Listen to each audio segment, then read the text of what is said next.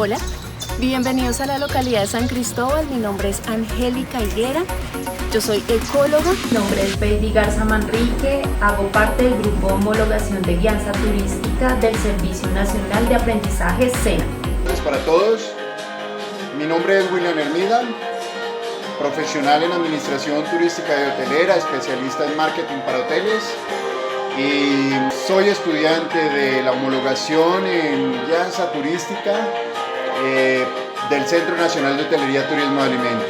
Buenas tardes, me llamo Oscar Iván Aguilar Laverde, soy ingeniero industrial y actualmente me encuentro cursando la homologación para guía de turismo del SENA. Y los invitamos a que nos acompañen en un recorrido donde vamos a hablar de mitos, de leyendas, de historias que nos van a permitir revivir parte de la historia que tiene Bogotá en este hermoso lugar. Esto es algo que hemos preparado para ustedes, espero que lo disfruten, acompáñenos.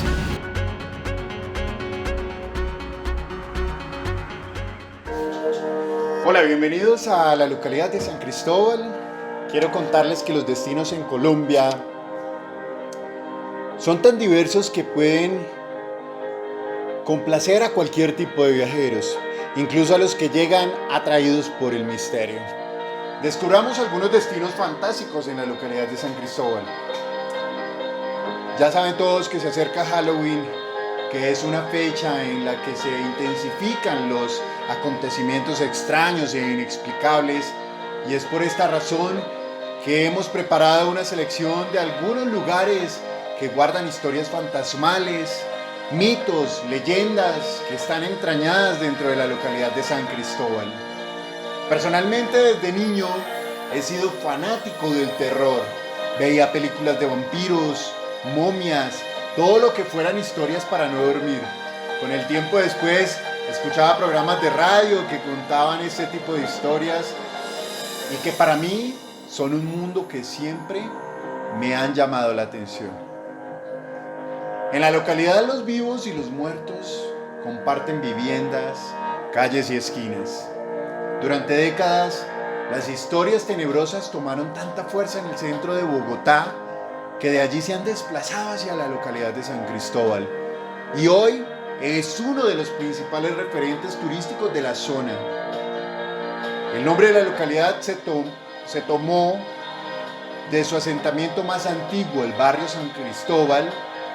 La localidad número 4 está ubicada en el suroriente de Bogotá, entre las localidades de Santa Fe Norte, Usme Sur, Rafael Uribe Uribe y Antonio Nariño Occidente. Y por el oriente es límite metropolitano con los municipios de Choachí y Ubaque. Entre las 20 localidades ocupa el 5º lugar en extensión. Tiene suelo tanto urbano como rural.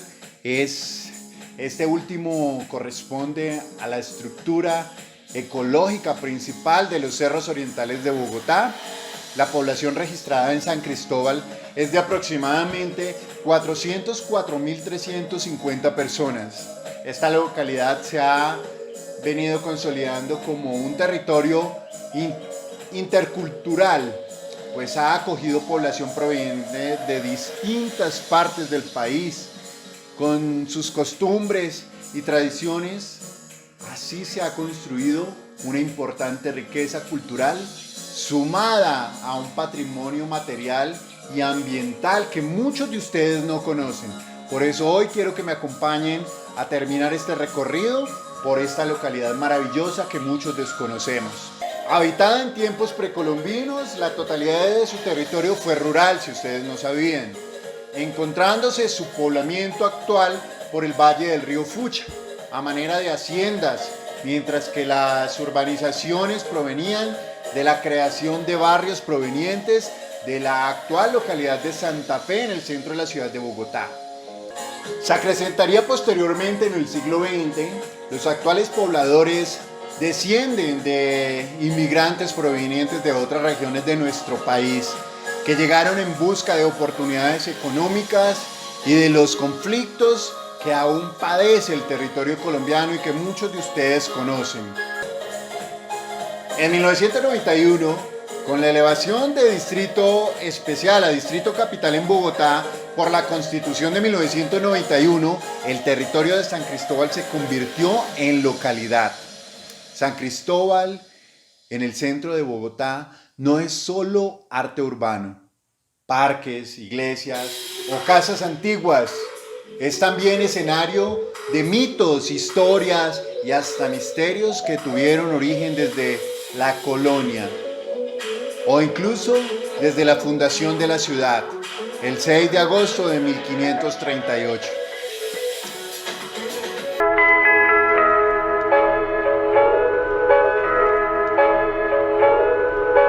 El Cerro del Suquén, cerro sagrado de la comunidad muisca, el cual hace parte de la línea divisoria entre las cuencas de Fucha y Tunjuelo. En este día, que espero sea recortado por todos ustedes, quiero compartir esta historia maravillosa que con todo mi ser inspiré para este recorrido. Con todos ustedes podemos emprender este viaje imaginario o de realidad, donde vamos a encontrarnos con un inolvidable paisaje pasado por lo urbano hacia lo natural, que refleja amaneceres encantados y a la vez ocasos de otoño, días de primavera, la luz del sol que ilumina los valles, colinas y praderas de la ciudad de Bogotá. El frío en el Cerro del Suquén o Zoque, como lo llamaban los indígenas muisca. Al subir con destino al cerro, lo primero que se siente es la insistencia del viento que baja con fuerza desde los cerros orientales de la ciudad. Por la antigua vía Villavicencio, al suroriente de la capital, veo la escorrentina timada de aguaceros pasados. Una calle, dos calles, tres calles, todas empinadísimas y con escaleras desportilladas por la humedad. Casas que solo con verlas muestran historias urbanas. El Cerro del Suque o Zoque, vocabulario o vocablo muisca que traduce páramo de tempestad, envuelve el paisaje de un cerro que reclama su lugar en la historia de la localidad cuarta de San Cristóbal.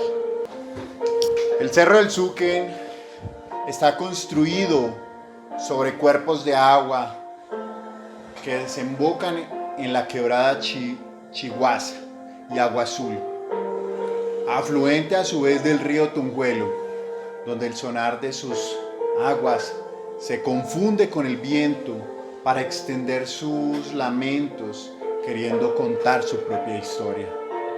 Dice el mito que hace algunos siglos los dioses del Olimpo indígena muisca enviaron a las montañas del suroriente de Bogotá a dos princesas hermosas. Una se convirtió en la quebrada Chiguaza y la otra en la quebrada Agua Azul. Arcoíris, quien se posaba sobre los ríos y las quebradas, comenzó a visitarlas con frecuencia junto con su amigo Suque, quien se enamoró de Chiguaza. Arcoíris se enamoró de Agua Azul. Chiguaza quedó embarazada de Suque y tuvo un bebé, el cual nació justo en medio de las dos quebradas, convirtiéndose en un cristalino arroyo que hoy corre por en medio de las dos quebradas. Pero los dioses del Olimpo indígena se montaron en cólera y castigaron a Arcoíris, separándolo de su amada Agua Azul, quien fue condenada al destierro de los cerros orientales de Bogotá. Desde ese entonces, Arcoíris se le ve vagando por el mundo buscando de río en río y quebrada en quebrada a su amada Agua Azul. Suque y Arcoíris, que fueron enviados para acompañar a las princesas y construir una bella historia de amor, formando vida al cerro y dando a sus quebradas vida y amor. Arcoíris apareciendo desde cerro en cerro hasta los diferentes lugares de esta ciudad y del mundo, mostrando sus colores para no dejar en el olvido su historia junto a Sucre, que hoy se encuentra capturado por calles de cemento, construcciones que cada vez están más cerca de desaparecer lo poco que queda de estos mitos y leyendas de este cerro. Adicionalmente a esto, también vemos la contaminación de sus dos quebradas que aún no han podido ser rescatadas del todo, contaminadas por la población que cada día está más cerca de lo poco que queda de zonas verdes dentro del Cerro del Sucre.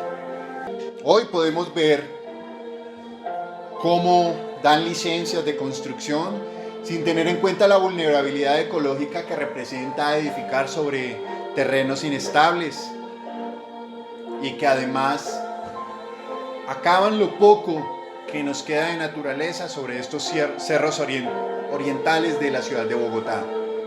Para el año 1992, la administración de Jaime Castro, por medio del Departamento Administrativo de Planeación Distrital, expidió la licencia de construcción que abonaría el terreno para futuros conflictos que se encuentran en este momento en disputa. Quiero narrarles este pequeño fragmento de una persona que logramos contactar, que vivió en la localidad de San Cristóbal, y literalmente logré que nos diera su percepción de lo que está sucediendo en este momento en la ciudad de San Cristóbal. Un habitante de la época que vivió en esta zona desde hace casi medio siglo aproximadamente, cuando el paisaje estaba dominado por potreros y calles destapadas. Él conoce de cerca la historia de la localidad y del cerro como tal. Tanto que me dijo con mucha precisión, y me lo dijo así: mijo, usted ni había nacido cuando el Cerro del Sucre se sacaba arena para asfaltar las calles de Bogotá. Hoy es solo un recuerdo de cuando en el año 1969 en el Sucre comienzan operaciones, cuando en 1980 la explotación de la montaña paró y cuando en 1990 las plantas de asfalto cesaron actividades en el cerro. Aunque hay habitantes que tienen muy fresca en sus memorias el día en que la quebrada Chiguaza se enfureció de tal forma que en 1994, aproximadamente en 1994, se desbordó llevándose consigo en un amasijo de palos, piedras y vidas que fueron comidos literalmente por una montaña de lodo oscuro, donde los mitos cuentan que se vio bajar un pez gigante con cabeza de toro. Algunos aseguran que es el mismo arcoíris quien ha sido visto en quebradas y ríos. Después de escucharlo, solamente me dijo: por eso es que uno no entiende cómo es que se les ocurre construir un poco de bloques allá donde justamente pasan las quebradas, dijo este habitante de la zona, con un suspiro y con una expresión en su cara que aún no sé si era una lágrima o solo era el cansancio de sus ojos, ya que lo narró por medio de una videollamada que le hicimos. Y la lágrima era mía, recordando a mis padres cuando me contaban historias, mitos, leyendas que sucedieron en diferentes partes de ríos y quebradas y en sus fincas donde en ese momento habitan. En el pasado, la antigua cantera del Sucre, de donde sacaban arenas y piedras para edificar y arreglar las calles de de Bogotá fue explotada por la desaparecida Secretaría de Obras Públicas, como lo dice y lo narran diferentes periódicos de la zona y de arte y cultura de la localidad, para extraer material granular, para ejecutar las obras de la ciudad, ocasionando erosión y pérdida del ecosistema bogotano y del mundo. En 1996 la cantera fue entregada al Departamento Administrativo Distrital de Espacio Público para que fomentara el uso ecológico y reactivó muchas zonas para senderismo y evitar la explotación minera. Otro sector que también le ha dado muy fuerte no solo al Cerro del Suquen, sino a diferentes lugares en este país. La planta de asfalto fue manejada por la antigua Secretaría de Obras Públicas, hoy Unidad de Mantenimiento Vial. A pesar de los esfuerzos para salvar el Suque, la zona se convirtió en un depósito de escombros y basuras cerca a la entrada de la antigua cantera, generando problemas de inseguridad. Además, el retamo espinoso empezó a reinar en todo el cerro como tal. A pesar de estos impactos en estas áreas de la serranía, el Suque, que hacen parte de la Reserva Forestal Protectora de Bosque Oriental de Bogotá, actualmente la recuperación y restauración ambiental van por buen camino, ya que la Secretaría de Ambiente contrató con la Universidad de Cundinamarca la formulación del plan de manejo y recuperación o restauración ambiental para el Cerro del Suque. Finalizamos este recorrido del Cerro del Suque contando que dentro de las canteras que se encuentran abandonadas y por fin frenadas para dejar de explotar el cerro, en algunos momentos aparecen fantasmas que son de obreros que trabajaban dentro de estas canteras y que gracias a las explosiones para sacar tierra y piedra de las canteras quedaron atrapados dentro de ellas y hoy penan, recorren y cuidan el Cerro del Suque. Muchas gracias por acompañarnos en este recorrido maravilloso que hemos realizado por uno de los cerros orientales de la ciudad de Bogotá, y quedan cordialmente invitados para que podamos realizar este recorrido de forma presencial. Muchas gracias, saludos a todos.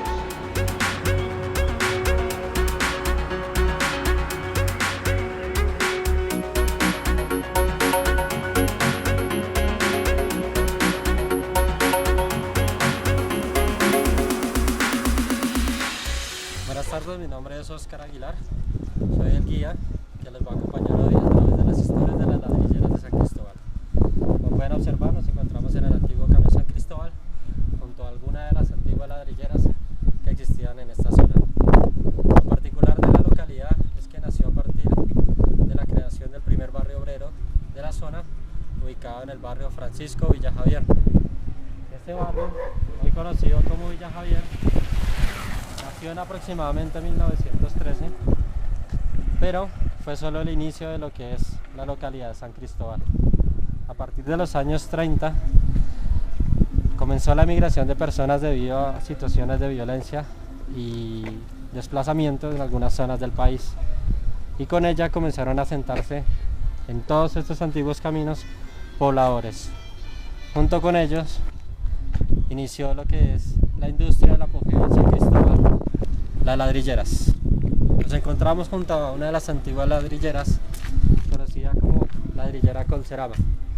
Muchas de estas ladrilleras tienen historias que trajeron prosperidad, crecimiento de familias, asentamientos, y con muchos de los ladrillos que se produjeron acá comenzó a forjarse esta localidad. Sin embargo, no solo esto es lo que hay detrás de ello, también hay otras historias. Se dice que los vitrones que se construyeron en la localidad de San Cristóbal, como el de la Ciel, que se encuentra junto a la urbanización Terrazas de Oriente, y el de la ladrillera San Cristóbal, fueron hechos mediante un pacto con el diablo. La leyenda que surgió alrededor de estas imponentes edificaciones de las antiguas fábricas de ladrillo se da en que a la persona a la que se le encomendó la construcción, un señor al que llamaban Don Sergio, le entregó su alma al diablo a cambio de que le rindieran el trabajo y nunca le faltara el traguito. Esta persona era Sergio Arévalo, un constructor de origen y apariencia humilde, que siempre andaba vestido de ruana y alpargatas. Se cuenta que hacia la década de los 40 se le encomendó la tarea de construir el buitrón de la ladrillera Gaitán Cortés, conocida como el Cidel. Esta se ubicaba en lo que es hoy la urbanización Terrazas de Oriente. Dicen quienes lo conocieron que el compadre Sergio solo pedía a sus compañeros que le acercaran material, ladrillos y cemento para pegarlos, y así durante toda la noche él dedicarse juiciosamente a colocar ladrillo sobre ladrillo, siguiendo así la forma de un anillo que poco a poco iba cerrando a medida que llegaba a la punta. La gente, al ver que en el amanecer el avance de la construcción era muy grande, no podían creer que lo estuviese haciendo un solo hombre. Esto parecía imposible. Sin embargo, el vitrón de 50 metros estuvo finalizado en 3 días y 3 noches, tan rápido y tan perfecto que cuentan que solo con ayuda del diablo este se pudo haber construido. Lo que aumenta la leyenda fue que al mismo tiempo unos compañeros construían otro vitrón muy cerca a la Ciel, el cual tomó mucho más tiempo que el construido por Don Sergio. Desde entonces, Don Sergio construyó varios buitrones más para la creciente industria ladrillera de San Cristóbal, y con ello se avivaba la leyenda, ya que nadie se explicaba cómo estos buitrones quedaron tan bien construidos.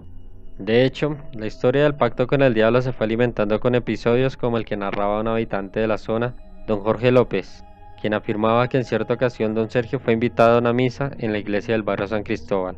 Cuenta que el hombre quedó prácticamente paralizado en la puerta del atrio, por lo que creen que algo sobrenatural le impidió entrar al recinto sagrado. Las personas que lo acompañaban intentaron moverlo de allí, pero fue imposible. Desde aquel día, Don Sergio no pudo volver a entrar a una iglesia, ya que él tenía un pacto que no podía romper ni siquiera el día de su muerte. Existía también el rumor de que por las noches a Don Sergio se le veía bailar con el diablo en la punta de los buitrones, pero aún así, esta no era la más increíble historia que se contaba de él. Se dice que sostuvo un duelo con el diablo, como lo cuenta Don Honorio Pardo, habitante del barrio San Cristóbal, quien narra que en una noche fría y oscura, típicas de las montañas de la localidad, el demonio le ordenó a Don Sergio presentarse a las 12 de la noche en lo más alto del páramo de Cruz Verde. El encargo, llevar 3 gatos negros. Una vez allí, el diablo le ordenó sacrificarlos, pero Don Sergio, presintiendo que algo grave le iba a suceder, desobedeció dichas órdenes y solo mató a 2 de ellos. Enfurecido, el diablo, al ver que se le había desobedecido, se abalanzó contra Don Sergio para matarlo con sus propias manos. Sin embargo, aquel hombre pequeñito, de ruana y alpargatas, decidió enfrentar al diablo, y no se sabe durante cuántas horas, ni con qué artimañas, ni cómo logró confrontar semejante ataque demoníaco. Salió ileso. Don Sergio logró salvar su vida, y además logró salvar la vida del gato. Además, venció también al diablo. Aún después de muerto, parece que el fantasma de Don Sergio recorre sus pasos. Los terrenos de la ladrillera Los Gaitán Cortés, que hasta el 2019 conservaba el imponente buitrón construido por este personaje, es el escenario de misteriosas apariciones de un fantasma vestido de ruana que aparece sentado sobre una de las bóvedas de ladrillo. La fábrica quedó abandonada hace más de 30 años, pero cuentan que durante una época en la que solamente la familia de curanderos la habitaban, una noche uno de los hijos se pegó el susto de su vida al ver a un hombre que vestido de ruana lo llamaba con insistencia. Fue tanto el miedo que no pudo entrar a ese sitio por varios días. Después de varias décadas, el pacto de Don Sergio sigue alimentando el imaginario colectivo de los habitantes de San Cristóbal. Sin embargo, para el que escucha por primera vez la historia, siempre se pregunta, si hubo un pacto con el diablo, ¿por qué no pedir riquezas? Y aquí lo más interesante de la historia. Don Sergio no anheló nunca dinero, a pesar de su vida humilde, porque siempre andaba en alpargatas. La vestimenta no le importó mucho, y por eso pidió más bien que no le faltara su trago, un placer del que siempre disfrutó hasta el último día de su vida.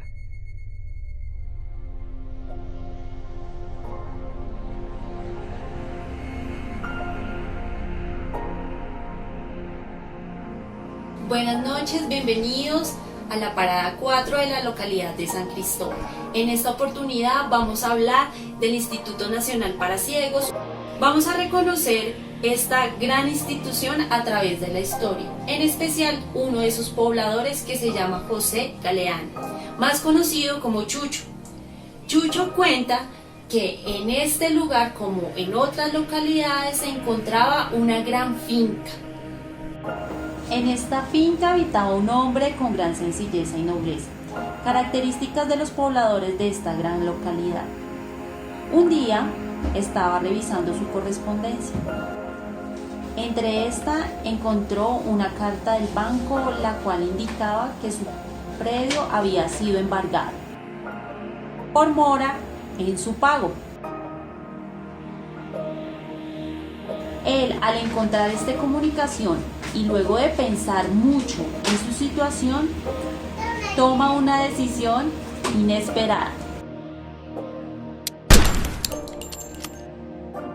Resultado de su decisión, infortunio para él, pero bienestar para la comunidad, él no perdió la vida, pero sí su visión. Meses después, Señor, llegó una carta del banco. Ese es un nuevo comunicado en donde dicen que el enviado hace 3 meses era un error. Su saldo se encuentra al día. es así como por iniciativa de este poblador nace el Instituto Nacional para Ciegos. Es así como dan los inicios al Instituto Nacional para Ciegos y gente con baja visión. Es un emblema en la localidad de San Cristóbal. Este aporta inclusión social, política, económica y cultural a toda esta población a nivel nacional. Quiere decir que dentro de nuestra localidad encontramos entidades que aportan a nivel nacional y contribuyen al mejoramiento de las condiciones de todos los colombianos. ¿A cuántos de nosotros nos gusta ir a lugares de naturaleza, donde haya plantas, donde haya sonidos de aves, donde haya grandes cuerpos de agua? Estos nos transmiten paz, nos transmiten tranquilidad. Resulta que hace muchos años, hace más de un siglo, en la localidad de San Cristóbal hubo un lugar muy famoso que se llamaba el Lago San Cristóbal.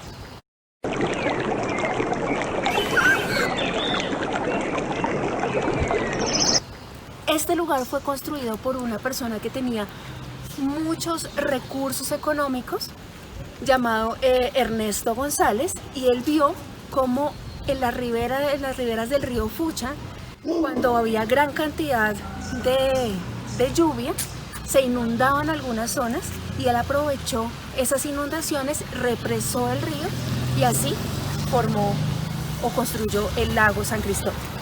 Este lugar era bastante grande, tanto así que en el centro el señor González construyó una isla, la cual los bogotanos llegaban a este lugar y por 50 centavos podían pasear este lago y visitar la isla que les cuento.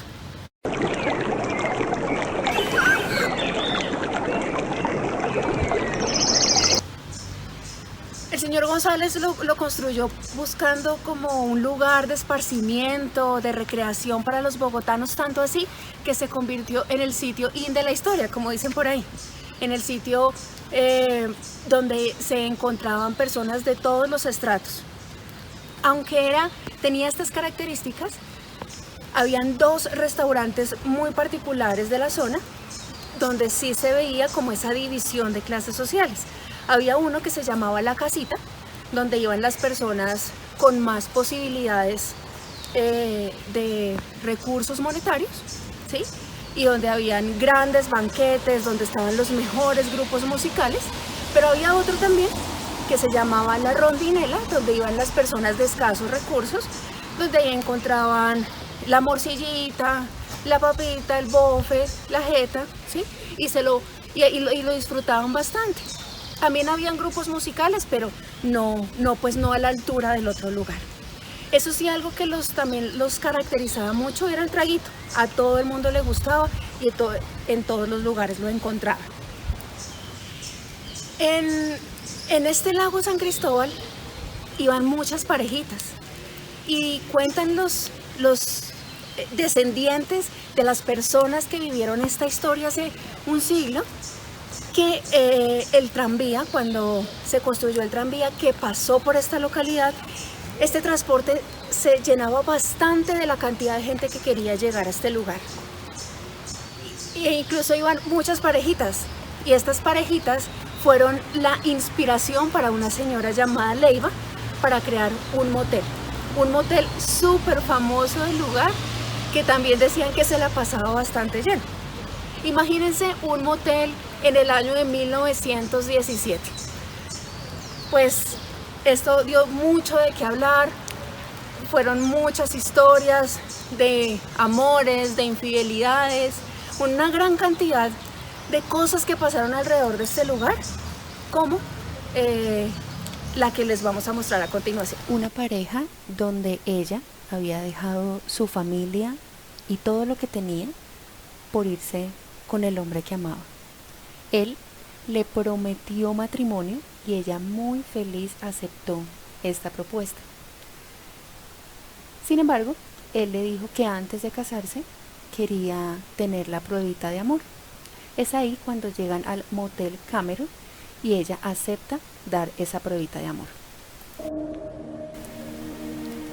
Después de la pruebita de amor, ella le pregunta que cuándo será el matrimonio y él muy descaradamente le dice que no se va a casar. Ella le reclama, le dice que con ella nadie juega, saca un arma y se escucha el sonido de un disparo. Lo mata, ella queda triste y sola. Historias como estas y muchas más son las que podemos encontrar alrededor del lago San Cristóbal, en conjunto con el motel Cameron, que era el nombre de este lugar. Cuando el señor Ernesto González murió, los hijos decidieron vender este terreno a diferentes entidades, quienes decidieron secar el lugar y construir algunas urbanizaciones. Entre ellas está la urbanización San Cristóbal, que hoy en día es lo que vamos a encontrar en este punto de la localidad. Espero les haya gustado y bueno, los invitamos siempre a que recuerden, a que recreen todas las historias que están alrededor de esta hermosa localidad. Nos vemos. Y bueno, después de haber conocido todas estas historias de la localidad de San Cristóbal, que nos recuerdan un poco sobre los mitos, las leyendas o incluso esas mismas historias que pasaron de generación en generación, ¿cuál fue la historia que a ti más te gustó? ¿La de el Cerro del Sucre? ¿O la de la leyenda de los buitrones? ¿O tal vez la triste historia del Lince? ¿O esta última, la del lago de San Cristóbal? Cuéntanos cuál ha sido la historia de tu localidad o de tu barrio que conoces o que más recuerdas. Esperamos te haya gustado este recorrido por la localidad, un recorrido misterioso, un recorrido mágico que nos invita a conocer la cuarta localidad de nuestra ciudad Bogotá. Gracias.